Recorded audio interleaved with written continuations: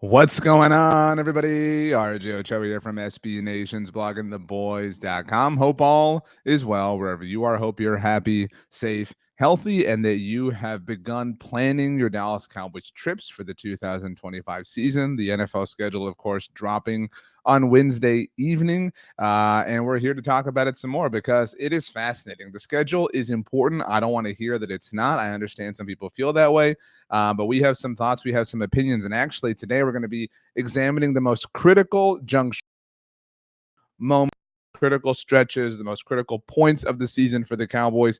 So we're going to be doing that right now. But if you haven't followed me on any level of social media yet, I am deeply offended. But if you want to, you can hit me up here in the Bleacher Report app. If you're watching live, I stream every single Tuesday and Thursday at 6 p.m. Central Standard Time. So following me in the app is the best way to get access to my streams. You can obviously watch them after the fact in the BR app as well. You can also watch them after the fact on the Blog on the Boys YouTube channel, where you can see all of my video content, all of my conversations, interviews, things like that I do. On Friday, we have an interview dropping with Alabama offensive line coach Chris Kapilovic, who talked about working with Tyler Booker last week. So looking forward to that. If you're on the YouTube channel watching this, what's up? Hello. Please like the video. Please subscribe. Please tell a friend. I'm on X, Instagram, Threads at RJ Ochoa, TikTok, RJ.Ochoa. Search for RJ Ochoa for my Facebook page, for my LinkedIn profile, for my Blue Sky. Don't search for, anything else, because that's kind of the end of it. But anyway, let's go ahead and get to it. Actually, I do want to let you know, before we get started and looking at the schedule and the most critical points, we get questions about this every year. This just launched right as we started the live show at 6 p.m. Central Standard Time. We have an article available. You can check it out right here. Go to bloggingtheboys.com. This is our current homepage at the moment. Obviously, if you check it out sometime afterwards, you'll see something else. There's lots of discussion. You can see some articles that I've written. You can see some articles that everybody else has written, whatever. But we just had this one go out. These are schedule wallpapers. We get this question, like I said, every year because maybe you want it on your computer, maybe you want it on your phone, your iPhone, maybe you're a weirdo that has an Android, whatever. But so we have some available for you. Now, we do our best to come up with the wallpapers that we think will appease the largest amount of people. But if you have a special request, you can leave a comment here on our site or hit me up. The best way is probably an Instagram DM and say, hey, I want this player in this time zone. But just so you know what we have a general mobile one. This is really simple. It doesn't have any player. It's just the teams and the games and the dates and the networks and everything. So that's that. We have 4 time zones. We have Central, the best, Eastern, Pacific, and we also have GMT, which felt like the widest net to cast from a international perspective. So those time zones are available for all the wallpapers that you see. We have a Micah Parsons mobile one. We have a Micah Parsons desktop one. We have a Dak Prescott mobile, Dak Prescott, obviously desktop. Every player you see, we're going to have both mobile and desktop available for you. So we got Micah, Dak, we got CeeDee, one of the more famous photos of CeeDee Lamb, worked out nicely on the desktop version. We've got DeMarvion Overshown. There were a lot of requests for DeMarvion Overshown, so we went ahead and did this one. This was the best photo that could kind of work here. Looks pretty sick, I think, on the desktop version. We've got Trayvon Diggs, obviously, and then we've got Osa Odigizua, pretty awesome photo as well. So the newly paid defensive tackle. And then the last one we have right now, if it would load, I don't know, there it is, Tyler Booker. We have the mobile and the desktop version as well. So like I said, maybe you really want a Brandon Aubrey one. Maybe you want Brian Anger, maybe you want Jerry Jones, whatever. If you have a request, we have the templates built, so it doesn't take too long. And Instagram DM is probably the best way to do that. And I'll get it to you personally if you do reach out. You say, hey, I would really like X and Y, whatever. And like I said, we'll try to get the proper amalgamation over your way. But that's so that you can keep tabs on the schedule. Right now, we're going to look at it from a central time zone perspective. This is the 2020. Actually, let me pull it up in a different way. One more second here. 2025 Dallas Cowboys schedule was released on Wednesday night, as mentioned. And where is what I'm looking for? Here we go. This it is, and we're going to look at the most critical points, critical junctures. As you can see, oh, man, it didn't even work. I'll go back. All right, my bad. My bad, everyone. Let's pull it up. Here we go. Schedule. Now we can talk about it. Awesome. So critical juncture, critical points, critical moments, because I know that we all knew who the Cowboys were going to be playing the moment last regular season ended, but the order in which it happens matters. The days, the rest, the weather, things like that. I've written articles on some of these topics already, as mentioned. one article we had go up, the Cowboys have 4 Thursday games. Granted, one of them is the season opener, so it's not really a big deal, or as big of a deal as playing on Thursday Night Football during the middle of the season. That's one of the kind of weird intricacies of this. Something else I find interesting: if you look, the Cowboys visit the Denver Broncos in Week 8, and after this, they have no outdoor games. Obviously, this home game, Raiders is a dome, Eagles home game, Chiefs home game, Lions is a dome, Vikings home game, Chargers home game. They do not go outdoors again until Christmas Day, 2 months later. So, this is important. You hear this kind of stuff when it comes to like fantasy football and players who are going to be playing indoors on tracks, things like that. And the Cowboys have a friendly schedule relative to weather. Now, they obviously have a very difficult schedule, and that they're going to be going up against some playoff teams, right? Like we look at that run coming out of the bye, not the Raiders, obviously, but you've got the Eagles the Sunday before Thanksgiving, the Chiefs, obviously, on Thanksgiving, the Lions. Let's go back, though, and try to do this in chronological order. And I'm going to tell you that the first critical juncture, the first super important moment is right here. These first 2 games, the Cowboys have to win one of these. Now, that goes without saying, but it is a bit rare to start your season with back-to-back divisional games. I think this is stupid. If I were commissioner, I would not have anybody play any division games in the first 4 weeks of a season because they matter too much. You should not have these games happening when teams haven't really found who they're going to be. They haven't sort of molded their identity for the season. And so that being said, it is a very risky proposition to try and do this. Now, it's not risky in the sense that the Cowboys asked to do it, but if you think I'm kind of just blowing smoke right now, since the NFL merger in 1970, because before then it gets a little bit wonky, and obviously the division has changed, what with realignment in 2002. But since the merger in 1970, the Cowboys have started with divisional games in their first 2 weeks of a season just 10 times. 10 times. That's it. And we're talking over 50 years of data here. So fewer than 20% of the time, less than 20% of the time. And of those 10 instances, they went 0-2 in the games in question a single time. So they have a solid history there. They made the playoffs 6 of those times. But the best example that I've been choosing to kind of describe this point, and I wrote it in the article about this as well, if you followed the 2015 Cowboys, in 2015, the NFC East was really, really, really bad. But the reason the Cowboys were hanging out and were a part of the mix and were in the conversation all the way down through almost the end of the regular season, it was a horrible year. They finished 4-12.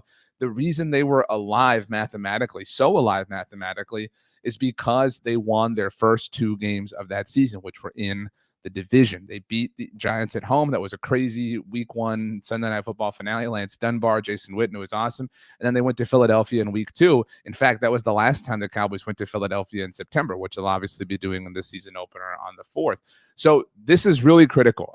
I don't want to say, I know we hear all the time, and it's changed a bit with the 17 games, but in NFL history, generally speaking, an 0-2 start is not good. The 1993 Cowboys, very famously, the first team in NFL history to start off 0-2 and go on to win the Super Bowl. They've since been joined by other teams like the 2007 New York Giants, who we don't have to talk about for obvious reasons. But that is a critical juncture. You have to win one of these 2 games. And obviously, look, the Cowboys are going to beat the crap out of the Giants. I know that, we're afraid of guaranteeing anything. Do you know that in their last 16 games since 2017. Think about how much has happened across the world since 2017. And since then, the Dallas Cowboys have lost to the New York Giants. Do you know how many times? Uno. One time, one single time, and it was the 2020 regular season finale. In fact, that was the last time the Cowboys visited the Giants in the final week of the regular season. That was the final year of 16 games, and obviously now we're at 17. So you can kind of set your watch by the fact that the Cowboys are going to beat the Giants, which is why, to the point, the value of these divisional games at the beginning, if the Cowboys can beat the Eagles, this is a massive game. You could almost talk about how this is a critical juncture in and of itself. If you win this game in week 1, you set the tone and all these cliche things and blah, blah, blah. You knock off the champs and all this stupid stuff. But you win this game, you get 10 days, obviously, to rest up because you go from Thursday to Sunday. You get 10 days then to play a pretty crummy New York Giants team. And who did the Giants have in week 1? I haven't even looked at this. The Giants in week 1, let me see my master schedule here. The New York Giants in week 1 visit the Washington Commanders. We have divisional matchups happening across the NFC East. So they're probably going to lose that game. So you get 10 days and, they get a short week, obviously, coming off of a road game and maybe get a little bit beat up. Who knows? and you give them a death blow. You knock them down to 0-2 and launch those conversations. And so that takes us to our next critical juncture. These 4 games. This season is kind of broken into critical junctures, if that isn't obvious. But I think it's important to kind of look at them. We traditionally look at a season by like quarters or thirds or halves or whatever, but I think that you can break it up in more minute ways. So these first 2 games, weeks 1 and 2, are a block in and of themselves. The next block is a little bit larger. The next block is week 3 through week 6 at Chicago, Green Bay, at New York. I'm thinking about taking my wife and son to this game, this New York Jets game. So if you are somebody who is watching this, whether live or after the fact, I am genuinely asking you for travel advice. I've never been to New York, and my son is 3 years old. So if you have any recommendations on things to do in New York, obviously the stadium is in New Jersey, whatnot. But if you have any advice, I'm all ears, because as you are aware, if you have the advice, planning a trip for a 3-year-old is a bit of a task. But thanks in advance to anybody who offers that. Anyway, and then Carolina. I think you get 3 wins here. I think this is a 3-win stretch. And that's why I've sort of encircled it as its own kind of juncture, because you have to get 3, because we're going to get to the most critical junctures, which are the second half of the season, the second column that you see closer to Micah. And you've got to build a lead. You've got to build a wall that's going to be strong enough to withstand what the second half of the season is going to bring, because say they do go 1-1 here, and say they go 3-1 here, you're now talking about being 4-2 through 6 games, and maybe they beat the Eagles, right? Like, I know that's obviously the one loss we're willing to give them at the beginning there. Say they're 5-1. I mean, like, all of a sudden now you are really in a position to be able to kind of play with some house money and have some room for error. You don't want to be chasing things when you get to the second column. So I think that is a critical juncture in and of itself, especially because it's a 4-game stretch with only 1 home game. In the 1 home game, excuse me, let me drink some of my juice here. The 1 home game is against the Green Bay Packers. AT&T Stadium is not a venue that has a strong home field advantage. We all know that. The Packers are a team with a fan base that travels very, very, very well. So these are some, I wouldn't say some rough and tough environments. The Jets and Panthers don't exactly have, home field advantages in their own right. But my point is, in this stretch, that's a tough home game relative to the others that you're going to potentially be dealing with. So you go 1-1 in the first little stretch. We're talking about 2 games. You go 3-1. Those are the goals. That puts us at 4-2. And then your last juncture is these last 3 games before the bye week, obviously. You got to win 2 of these. All right. You got to win 2 of these. And the goal is to meet these minimum goals at the junctures in question, right? We're breaking down the season by points, by sectors, by junctures, by sort of segments, if you will. And not everyone is the same size, obviously, because there are different factors at play. There are different games, there are different, road travel conditions. But you have to win 2 of these 3 here from week 7 through week 9. I think the Cardinals are going to be sneaky good. I mean, I don't know how good, but I think the Cardinals are going to be interesting. And the Cardinals are a team that's kind of given the Cowboys some trouble in recent years. And interestingly, I talked about this in our video on Wednesday. Cowboys and Cardinals is kind of a popular Monday Night Football game. They've played on Monday Night Football against one another a handful of times. And if you recall, I mentioned the 2020 season a moment ago. It was the 2020 season in which the Cowboys played on Monday Night Football against the Cardinals. That was their first game without Dak Prescott when Andy Dalton played. And the Cardinals just beat the crap out of them. I mean, just embarrassed them.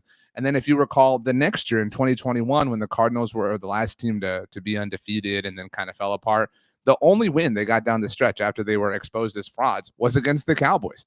Kyler Murray had that quote a couple years ago about how he didn't root for the Cowboys growing up because they were always ass or whatever. I mean, so it's a little thing. I mean, like it's a weird thing. And the Broncos is another thing. In case you haven't heard, Cowboys have not beaten the Broncos since 1995. So this is a kind of, and Washington is Dan Quinn's return, after having been to the NFC Championship game, whatever. This is a, if we name the junctures, which I kind of like the idea of now, the first juncture is, come out strong. That's the name of this juncture. The next juncture is hold, right? You got to hold the line here. You got to hold on strong. But this juncture, week 7 through 9, this is stand up tall, right? You got to stand up tall. You got to take down Dan Quinn. You got to get rid of this Broncos bugaboo, and you can't let the Cardinals come in and party, right? Like, you just can't. So these are the junctures. And if you meet the goals that I'm offering here, right? Obviously, if you improve upon them, that's, all the more power to you. You've got 3 losses 3 losses to these first 9 games, that would put you at 6-3 at the bye. I think we would all take that, right? I think we would all be thrilled if the Cowboys were 6-3. And again, if you surpass a goal, not only do you have room for error relative to a different juncture, different segment, but you may be 7-2. But I think 6-3 feels conservative, feels fair, doesn't feel like asking too much, doesn't feel like trying to will too much into existence. Because again, I think it's practical to believe they split the first 2. I think it's practical to believe they win 3 of the next 4. And I think it's practical in a hopeful way. This is maybe the one that I have the least amount of confidence in so far, to believe they win 2 of those 3 from week 7 through week 9. So, okay, we're through the bye. You get a chance to kind of breathe. Okay, all right, awesome. The next juncture is interesting. You have to break these next few down in a different, unconventional way, because it can be very difficult. Now, the Cowboys are going to look at these 2 games, the Chiefs and the Lions, like this is a little bit of a marathon. They're going to look at this as a marathon, weeks 11, 12, 13, and 14, because this Lions game is 7 days after this Chiefs game. This is Thanksgiving Day, and this is the Thursday after. This is 7 days later. So they're going to look at this as kind of, you have to take one big breath and you have to get through, and then you have 10 days to rest up for the Vikings on Sunday Night Football. That's a fair mindset. That's a fair approach. It's not the one that I'm going to take. I think you have to look at these as separate junctures. I think there are 3 different junctures here, and then you have 6 total. That's kind of the way I've done this here. But so forget the bye week, but Raiders, Eagles, Chiefs. That's one segment. All right, you've got to win this segment. We're assuming, right? We're pretty much assuming that the Cowboys are going to beat the Raiders. That feels fair. That doesn't feel like we're asking too much, right? That feels pretty obvious. There's no line on this right now, but I mean, this game is in Vegas. It's the Cowboys' first ever trip to Las Vegas in the regular season. If I had to guess right this moment, I would say Dallas is like 4.5 point favorites. I mean, that feels kind of fair, maybe 3.5, but still, they're going to be favored on the road in all likelihood. So they're going to win this game. And then if you can split, look, I would love to beat both the Eagles and the Chiefs. All right. But if you can split these games, it's massive. And look, I'm going to say right now that if you can only win one of them, and everybody learned this lesson, you want to win the Eagles game. All right. It will suck to lose on Thanksgiving, and Mahomes and the Chiefs and Kelsey and Taylor Swift and all this stuff. I know it's annoying. Don't get me wrong. But the Eagles game is so much more valuable if this team is going to be in contention, not only for the playoffs in a general sense, but in potentially, maybe, hopefully, contending for the NFC East. This is, in fact, a division that hasn't seen a repeat champion since 2004, and that was the Eagles, and they're the reigning champions in a general sense and also within the division. So if you can take one of those 2 games, if you can go 2-1, all right, we talked about being 6-3 through the first half of the season. You go 2-1 here, you're 8-4. If you told me on Thanksgiving night, even if it's right after a loss, even if we're here and I'm going to be doing the post-game shows all season long here in the Bleacher Report app, and they'll go up on Blog on the Boys. If you told me on Thanksgiving night, even if the Cowboys lost 50-0 to the Chiefs on Thanksgiving Day, that they were 8-4, I would get an extra slice of pecan pie. I would be thrilled. I would be pumped. I would celebrate. And you would too, even if they lost that game, because being 8-4 and set up for our penultimate segment would be a powerful thing. Next one. This another 3-game segment, another 3-game little window here, and you got to win this one, all right? You've got to win this one because you're 8-4 here if you're abiding by our rules. If you win this one, it puts you at 10-5. And by winning, I don't know if this is obvious, you have to win 2 of the 3 games. So the Chargers game, to me, is relative to the segment before this one. The Chargers game is the Raiders game. I don't have a hot take on Justin Herbert or Jim Harbaugh, whatever. I really don't care. But the Chargers in no way scare me. Like the Chargers, I don't think the Chargers are a great team. They have a phenomenal social media department and digital team, and their schedule release video was amazing. It was such a throwback. I think we all had a Minecraft phase. Like, it was so much fun. It was such a great time. But so it was a really fun video. But the Chargers in no way feel threatening to me as a football team, and not even just as a Cowboys fan. Like, if I was an anything fan, like if you were, think about the powerful teams in the AFC, the Bills, the Ravens, obviously the Chiefs, the Bengals, are not afraid of the Chargers. I don't even think the Texans are afraid of the Chargers. Like, you're talking about, you're not even a top 5 team in the AFC. Like, get out of here. Anyway, so they're not Raiders bad, but I think the Cowboys, we can chalk this one up as a win, especially at home. That being said, you've got to push these Lions and Vikings games. And that might be tough. I know we all have some questions about what the Vikings are going to be like. I know none of us doubt Kevin O'Connell, but a new quarterback, and not even just a new quarterback, but he's obviously not a rookie, JJ McCarthy, but he is going to be playing in the NFL for the first time, this coming season. And so there's a big question again as to how good the Vikings are going to be. I think it's fair to believe they might take a step back from last year and all the wins they had. So even if the Cowboys lost on Thanksgiving, and even if they lost 7 days later on Thursday Night Football on Amazon against Detroit, that would be a very, very, very long 2 weeks. It would be very, very, very annoying. It will be very, very, very annoying, like highly annoying. But we cannot panic. We cannot, because we're having this conversation now. Because if they lose that game and they get their 10 days of rest and they host the Vikings and they beat them and they beat the Chargers to win the segment, now you're 10-5. These are the rules. See, like I don't think that we're being impractical. I don't think we're being unfair. I don't think we're, assuming something that is, too much or too outlandish or whatever the case may be. So that's the penultimate segment. The final segment is very simple and very obvious. It's your last 2 games of the year at Washington on Christmas Day on Netflix. By the way, I mentioned I have a 3-year-old. I mean, come on, NFL. Like, seriously, like Thanksgiving's hard enough. We've made it a part of our life, but whatever. I digress. That's going to be the end of complaining. But at Washington, I'm not super afraid of Washington this year. I mentioned that the previous segment that included them was the kind of stand tall one, but I think a lot of people think they might take a step back. Obviously, they were incredible last year, whatever. I'm not saying they'll be bad, but I don't particularly fear them, not with Dak Prescott on the field. Dak has owned this division. We haven't seen him play against this version of the Commanders, obviously. But even if they lose that game, even if they lose it, if you push this, we talked about coming into this stretch at 10-5, or not even stretch, but these 2 games with a 10-5 record.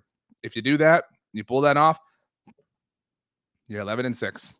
Think about that. Like, I mean, if you are watching this video and you kind of followed along, I'm sure that as you did, you said, yeah, I could see that. I could see them winning one of the first 2. Okay. The biggest ask that we're making is winning 3 of the next 4. The second segment. That's the biggest ask. But even then, I think we're willing to give them, if you dance around the whole thing, we're willing to give the Cowboys the 2 Giants games, certainly. We're willing to give them the Jets game, the Panthers game, the Raiders game, and the Chargers game. That comes down to 6 games that we're willing to give them, right?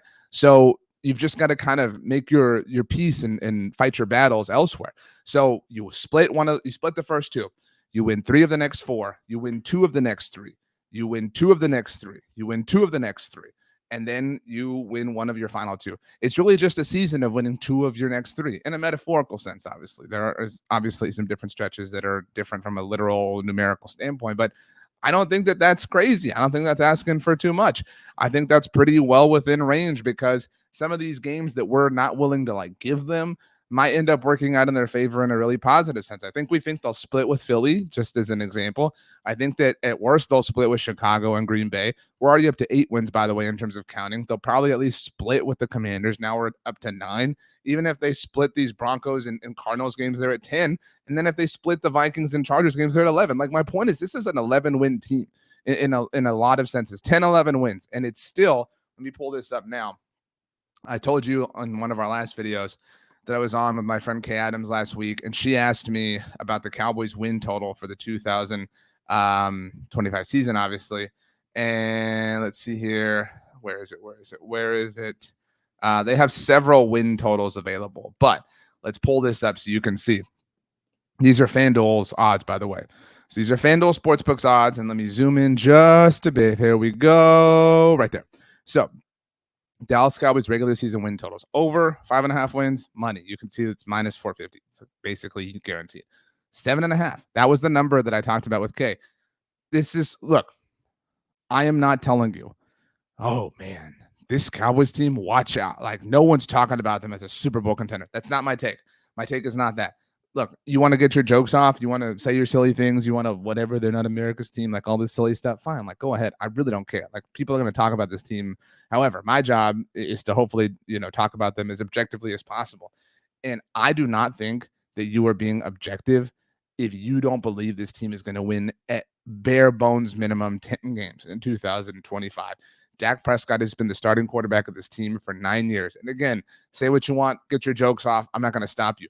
But in those 9 years, there have been 2 years, 2 of the 9, 2 out of 9, in which the Cowboys finished with 7 or fewer wins. Those 2 years were 2020, when Dak didn't finish his 5th game, and last year, when Dak Prescott missed over half of the season. if Dak Prescott is healthy, if the team has overall general health, they are a team that is in the mix. I am not saying you throw a parade for that. I am not bragging about this. I'm not flexing on this. I'm telling you because the over-under for them is 7.5. That does not make sense. That is not who the Cowboys are. And that sometimes the meme nature of who the Cowboys are, not who they really are, but the meme nature, because we all know that no one is able on a national level to analyze this team fairly and objectively. It turns into, rabid, loud discussions. No one is able to speak things into or through a fair prism. And so you end up with an over-under win total like this. Even the over-under at 9, if you wanted to take that today, the over 9.5 is plus 210. I mean, like, that is free money as far as I'm concerned. Now, do what you want. I'm not, telling you anything, but over 9.5 wins is plus 210. What? Again, if you don't know that this team is winning at least 10 games in 2025, then I think you've been living under a rock. I really do. I don't think I think that you are someone who just says, like, typical Cowboys, and I can't take you seriously. And it's unfortunate because I want to be able to take you seriously. So we broke down this season into segments, into windows, into stretches, into junctures, into points.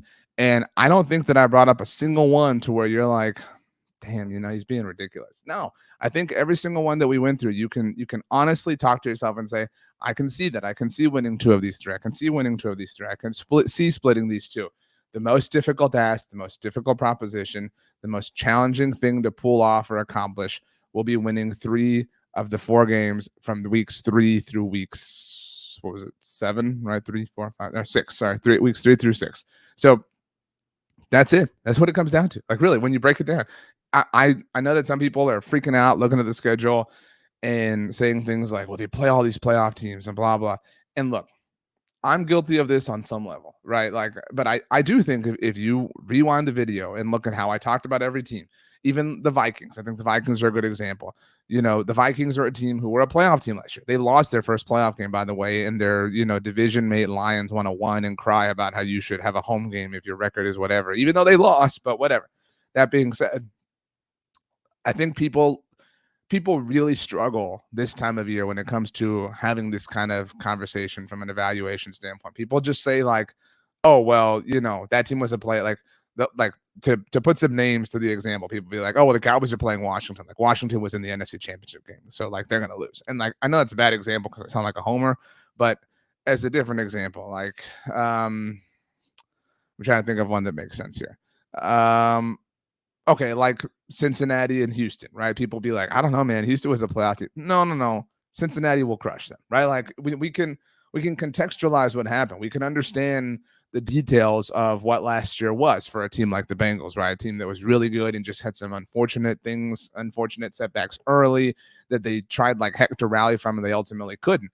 Or a team like the Cowboys, who, again, get your jokes off, make fun of them all you want. I'm not stopping you, but you are not being fair and not being honest if you don't say this team has a top 10 quarterback, maybe the best pass rusher in the NFL, a top 3 wide receiver.